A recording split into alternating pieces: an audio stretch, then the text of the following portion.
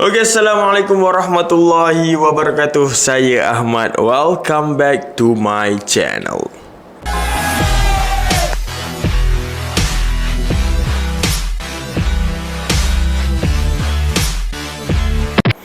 Okey, Alhamdulillah. Terima kasih diucapkan kepada anda yang masih setia bersama dengan saya. InsyaAllah untuk episod kali ini saya nak sambung cerita daripada buku Ustazah Basikal, buku yang mengisahkan tentang pengembaraan saya bersama dengan isteri mengembara ke 14 buah negara bermula daripada Malaysia, Thailand, Myanmar, India, Nepal, Pakistan, China, Kyrgyzstan, Kazakhstan, Uzbekistan, Afghanistan, Iran, UAE dan Arab Saudi selama 15 bulan, dan kami hanya bermula dengan RM1,900 sahaja. Baik, bagi siapa yang belum subscribe, please subscribe, dan tanpa kita lengahkan masa lagi, jom kita sambung cerita.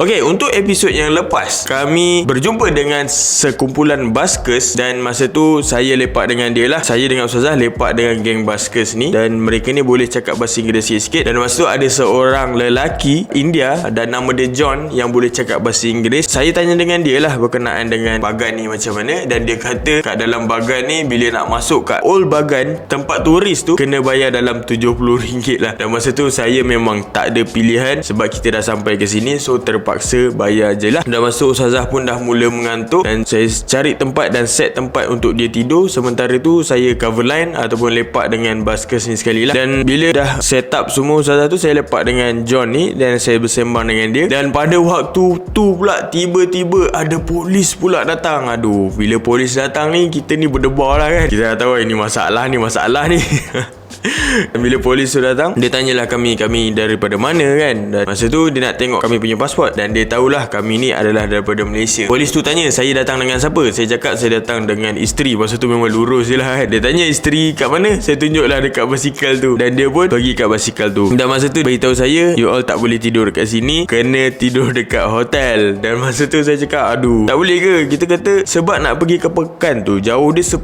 km. Kalau 10 km tu, kalau naik basikal sejam baru sampai. So masa tu memang dah penat lah. Masa dah gelap kan, dah pukul 10 malam kalau tak silap. So kami macam dah gelap, kami tahu jalan gelap. Kami tahu jalan gelap kan. Dan kami memang tak nak kayuh lah masa tu. Dan dia kata no, turis memang kena tidur dekat hotel. Dan masa tu saya pun okey lah, tak ada pilihan lah kan. So saya memang tak melawan. Saya cakap okey, saya ikut lah. So masa tu saya pun pergi kejut dengan Ustazah. Saya cakap kita kena pergi tidur hotel ni sebab polis dah suruh kita tidur kat hotel. Dan masa tu Adila pisat-pisat. Adila cakap, kita nak pergi mana ni bang? Saya cakap kita pergi ke Bagan lah. Masa tu dalam 10 km. Tak apalah, ikut je lah polis ni. Okay, bila kami dah siap-siap, kami cakap dengan polis, okey, kita orang ready. Dan dia pun bawa kami masuk ke kawasan Bagan.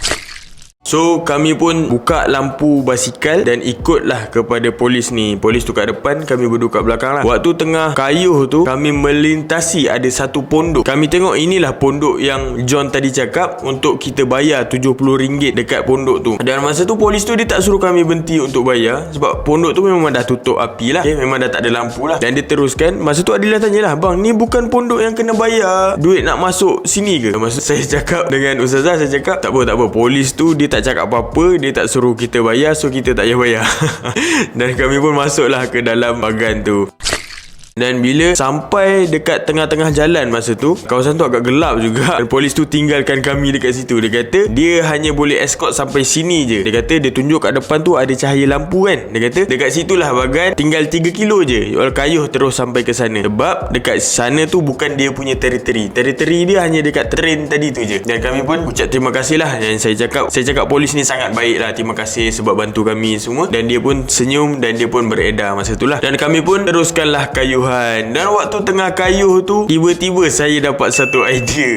Masa tu saya cakap, yang kita tutup semua lampu. Okay, dan masa tu Adila ada pelik lah, kenapa pula kena tutup lampu ni. Saya cakap tak apa, tutup je lampu. Dan masa tu kami tutup lampu, kami kayuh dalam, bukan dalam gelap. Masa tu memang cerah dengan cahaya bulan. Dan Masya Allah Tabarakallah, memang cerah lah. Dan masa tu saya cakap, yang abang rasa tak berbaloi rasanya nak tidur hotel. Sebab kalau kita check in sekarang ni, dah pukul 12 malam ni, dia tak berbaloi. Sebab esok kita nak kena keluar pukul 12. So why not kita camping camping je dekat tepi jalan ni macam biasa. Dan masa tu Adilah dia tak tahu nak cakap apa, dia bersetuju je. Dan saya pun tolaklah basikal masuk ke dalam semak, dan kita masuk ke dalam sebab tak nak orang daripada jalan nampak lah, sebab kami punya kemah kan warna oranye kan, so daripada luar tu boleh nampak. So kami masuk ke dalam semak, masuk sampailah kami berjumpa dengan satu pokok, dan kita masa tu kemaslah bawah-bawah pokok tu. Dan masa tu kami baca ayat kursi. Masa tu memang gelap lah, lampu jalan memang semua tak ada, hanya ada cahaya bulan je. Dan bila dah kemas tu semua, tiba-tiba ada 2 cahaya lampu orang suluh daripada jauh. Dan masa tu saya terkejut lah, kami memang terkejut. Saya masa tu terus tolak basikal ke tepi pokok, kami rebahkan semua, dan saya dengan Ustazah ni sorok kat belakang pokok. Dan apa yang kami nampak masa tu, cahaya tu makin lama makin dekat. Dia suluh, macam dia seolah-olah dah nampak kami daripada jauh dah. Dia datang ke arah kami masa tu. Dan masa tu saya cakap, yang ini mesti polis ni. Polis tadi, mungkin dia tanya polis dekat Pekan tu, adakah kami dah sampai kat sana ke belum. Mungkin sebab kita tak sampai, dia cari kita kat sini. Masa tu kami memang rasa macam penjenayah gila lah. Memang rasa macam bersalah juga masa tu. Bila orang buat salah kan, dia rasa takut lah kan. Masa tu makin lama lampu tu makin lama makin dekat. Bila dah makin dekat tu, masa tu tiba-tiba Ustazah cakap, bang buka baju,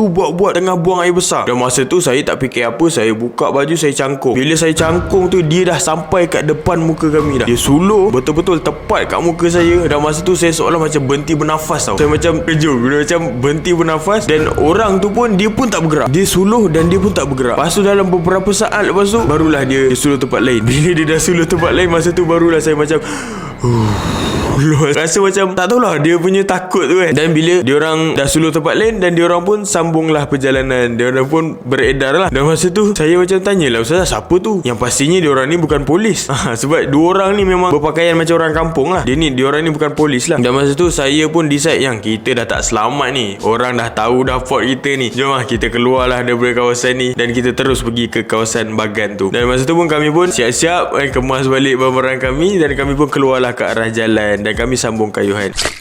Dan waktu tengah sambung kayuhan tu, saya terjumpa ada satu pondok. Kami memang dah lemau gila lah masa tu. Kami memang dah penat masa tu. Saya cakap, yang kita tidur je lah kat pondok ni. Tak berbaloi lah nak masuk hotel. Sekarang ni pun dah pukul 3 pagi dah. So kita tidur je lah kat pondok ni, dekat tepi jalan dah. Masa tu kami ikat basikal kami dekat pondok tu, dan kami terus bentang sleeping bag. Dah tak hirau apa dah keliling, memang tidur terus dalam sleeping bag. Dua-dua masuk dalam sleeping bag terus dekat atas pondok tu. Dengan tak pasang kemahnya, kami tidur macam tu je. Dan masa tu saya sempatlah set alarm untuk tak terlajak subuh lah, sebab nak kena sahur nanti. Dan bila alarm berbunyi, kami pun bangun sahur. Dan masa tu saya hanya makan kurma je masa tu yang ada, dengan minum air sikit. Dan kebetulan pula masa tu Ustazah dia uzur lah sebagai seorang wanita, dan dia tak berpuasa masa tu. Dan bila selepas saya bersahur, saya terus solat subuh lah dekat pondok tu.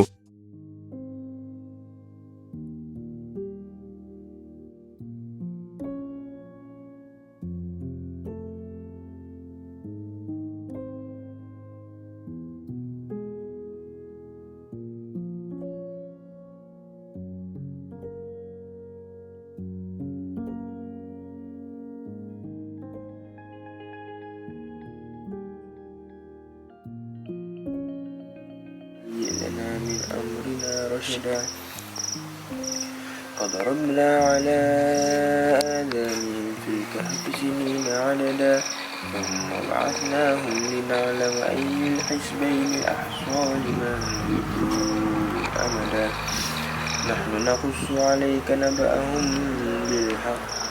Dan bila habis solat subuh, saya cakap yang kita sambung tidur lagi lah. Apa macam tak larat ni nak sambung kayu kan. Masa tu kami pun sambunglah tidur, dan kami masuk balik dalam sleeping bag tu dan sambung tidur. Dan kami terjaga bila kami terdengar suara budak-budak kayuh basikal ke arah melintasi pondok kami tu untuk pergi ke sekolah.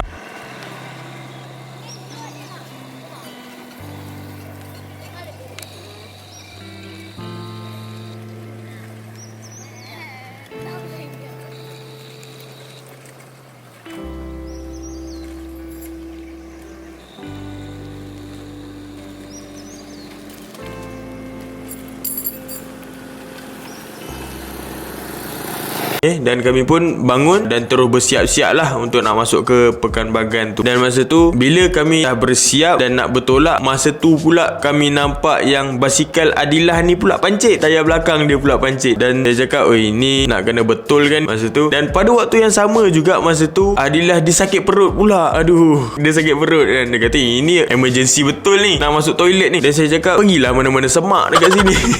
Dan dia tak nak. Dia kata dia nak ketuk pintu rumah orang. Masa tu dekat kawasan penempatan lah. Dan saya kata, dah kenapa pula nak ketuk pintu rumah orang? Dan takkan menyusahkan orang tu? Tak, dia nak pergi macam tu juga. Okay lah, saya cakap pergilah. Sementara tu saya betulkan dia punya tayar tu. Dan dia pun, saya tak tahulah dia pergi rumah siapa, dia ketuk rumah siapa, tapi saya betulkan tayar lah pada waktu tu. Dan waktu saya betulkan tayar Adilah tu, saya perasan ada sekeping kaca lah. Kaca tu kecil je. Rupanya basikal tu, tayar dia tu tercocok dengan kaca. Dan saya buang dan saya tukar dia punya tube lah. Dan bila dah habis tukar, masa tu Ustazah pun dah balik lah. Dan muka dia memang gembira gila. Dah selesai dah hajat dia. Dan bila dah selesai semua tu, kami pun mulakanlah kayuhan kami untuk masuk ke Pekan Bagan tu. Dan waktu kami kayuh tu, kami berjumpa dengan satu pasar pagi lah kot. Dan kami pun masuk ke dalam pasar tu. Masa tu Adilah kata dia nak beli bahan-bahan untuk dia nak masak untuk berbuka nanti. Dan saya cakap okey lah, kita masuk lah. Dan masa kami masuk ke pasar tu, saya teringat Pasar Siti Khadijah. Pasar dia terbuka dan penjual dia bersila. So lebih kurang macam Pasar Siti Khadijah lah dekat area Myanmar ni kan.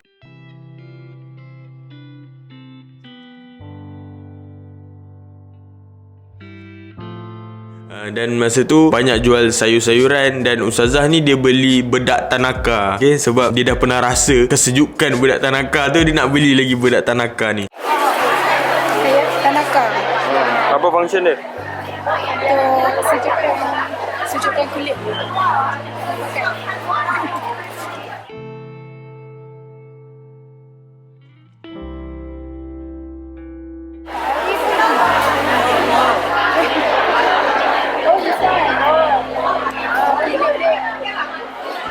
Dan masa tu dia ada banyak bentuk lah. Dalam bentuk kayu ada, dalam bentuk serbuk pun ada, dalam bentuk air pun ada. Dan Ustazah ni dia beli dalam bentuk bekas yang macam pepejal sikit tu. Pepejal bila letak air tu, dia akan larut. Macam tu lah Ustazah beli yang tu. Dan dia belilah sayur-sayur semua. Dan bila dah habis membeli tu pun, kami pun sambunglah kayuhan pergi masuk ke Bagan. Dan masa tu memang banyak gila tempel lama yang dah tak berfungsi dah. So dia memang tempel tua lah. Dan memang masuk kat situ semua kami tak payah bayar lah, sebab sepatutnya kena bayar kat pintu tadi tu. So kami masuk, kami panjat ke tempel tu. Dan Adilah ni baru saya tahu dia ni gayat. Nak naik tempel tu memang gayat gila lah, nak naik ke puncak tu. Dan bila kami sampai ke satu tempel yang besar ni, dia banyaklah turis dekat situ. Dan ada juga tour guide tu lah yang duduk, yang jaga dekat situ. Dan ada, kami berjumpa dengan seorang budak ni kan. Dan budak ni dia boleh cakap bahasa Inggeris. Dan dia tanyalah kami daripada mana. Kami cakap kami daripada Malaysia. Dan dia kata nak tak beli duit Malaysia. Masa tu dia tunjuklah dekat tangan dia ada macam-macam duit luar negara. Dan saya macam, dah kenapa pula aku nak beli duit Malaysia? Aku duduk Malaysia kot. Banyak gila duit Malaysia. Kenapa nak beli duit Malaysia kan? So benda tu doesn't make sense lah untuk saya kan. So dia tanya ada tak duit Malaysia, sebab dia nak duit Malaysia lah. Dan masa tu barulah saya perasan modus operandi dia. Cara dia nak dapatkan duit adalah dia minta kepada turis ni duit. Macam saya daripada Malaysia, dia nak duit Malaysia lah. Kalau daripada US, dia nak US dollar lah. Dan bila dia berjumpa balik dengan orang asing yang lain, dia jual pula duit tu balik. Itulah dia punya modus operandi dia. Itulah cara dia mendapatkan rezeki kan. Dan masa tu saya nak lari lah daripada dia. Ustazah ni dia tak lari pula, dia makin dekat pula dengan budak tu. Rupanya Ustazah ni dia nak ambil peluang untuk nak belajar bahasa Myanmar. Dia nak tanya kepada budak ni, sebab budak ni boleh cakap bahasa Inggeris simple-simple kan. So dia nak belajar macam mana bahasa Myanmar ni, apa khabar, terima kasih, nak makan macam mana, nak makan dekat mana. So Ustazah ni dia ambil peluang untuk nak belajar benda tu lah. Cuma ke Malaysia lah Nui. No, dunia ba. Oh, dunia ba. Yeah. Cuma ke Malaysia dunia ba. Yeah, cuma kan Malaysia dunia ba. Yeah. You know where mana kan? Mana kan apa naik kan ni? Yeah, mana kan apa kan? Cuma ke Malaysia dunia ba. Yeah. Dunia ba. Yeah. And this you know, and this about you know, and this, see you again. See you again. See you again. This Yan Dui Me. See you again. Yan Dui Me. Yan. Dui. Tui. Yeah, Yan Dui Me. Me. Yeah, Yan Dui Me. See you. Yan Dui Me. Yeah, see you tomorrow. Yan Dui Me. Me too me. Yeah, see you again. Yeah. Sorry. Yeah, I'm sorry. Hello. Sorry. Yeah, I'm sorry. This. I'm sorry. No. I'm sorry. No problem. I'm sorry. Sorry. I got mistake. I'm sorry. Down bambare. Tang. Yeah, down bang. Down bamba.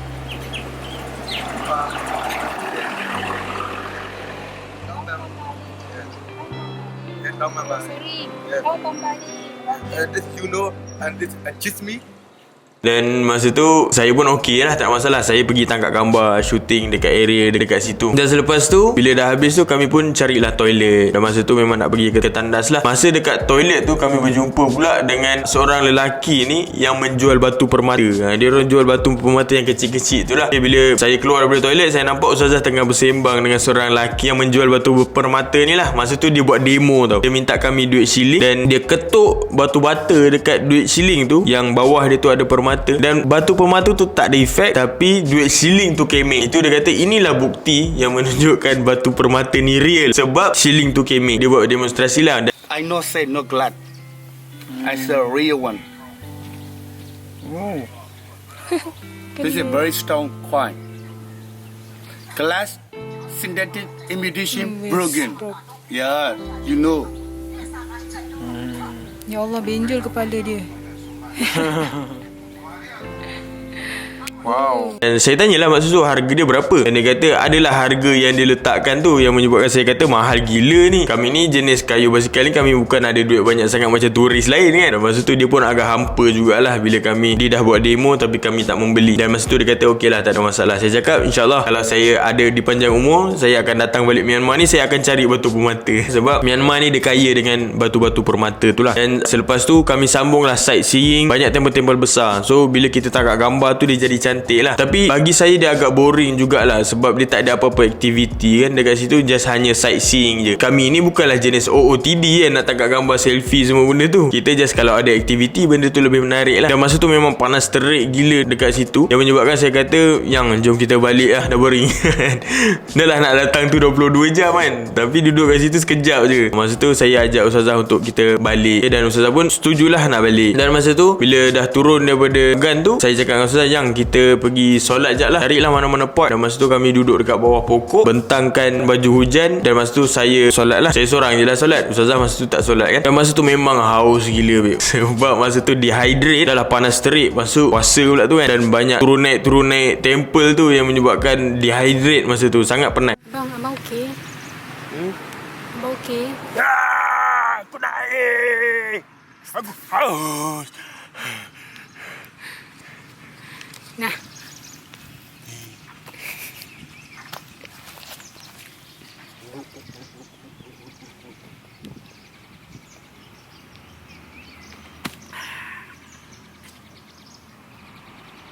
Dan bila dah habis solat tu, kami pun teruslah pergi ke train station untuk nak cari tiket. Dan bila kami sampai ke train station, masa tu dah pukul 3 petang lah. Dan saya nak cari petang ataupun malam. Dan alhamdulillah saya jumpa tiket yang pada pukul 6 petang masa tu. Dan bila saya dah beli tiket, masa tu Ustazah kata dia nak masak dulu, ada 3 jam lagi untuk train ni sampai. So Ustazah dia siap-siap masak. Dan masa tu saya terus tidur, saya terus flat. Masa tu Ustazah kata bukalah puasa, baru pukul 3 dia kata. Dan saya cakap lepas ni kita dah tak ada apa-apa aktiviti kan, kita dah naik train, tak apalah saya teruskanlah puasa sebab malas nak ganti kan. So saya teruskan puasa dan saya tidur je masa tu. Memang penat sangat, memang dehydrate sangat, saya tidur je. Lepas tu Ustazah kejut bila dah betul-betul dah nak pukul 6 tu, bang bangun. Masa tu dia pun dah siap-siap kemas lah, dah siap-siap basuh semua. Makanan pun dia dah siap-siap masak. Dan bila dah habis kemas semua, dah habis packing tu, kami pun tunggulah sampai train sampai. Dan kali ni train sampai tepat lah pada pukul 6 petang. Kami naik train tu dan kami berbukalah kat dalam train tu. So itulah sedikit sebanyak pengalaman kami dekat Bagan ni. Okay, so sedikit hikmah daripada saya. Jika kita masuk ke kandang kambing, kita mengembek. Dan jika kita masuk ke kandang harimau, kita mengaum. Dan bila kita masuk ke tempat orang, kita meraihkan pendapat mereka. Bila mereka tegur, kita dengar tanpa melawan. Jika mereka gembira, semuanya akan jadi baik-baik belaka. Okay, sehingga kita berjumpa di episod yang akan datang. Bagi siapa yang belum subscribe, please subscribe. Saya Ahmad. Assalamualaikum warahmatullahi wabarakatuh.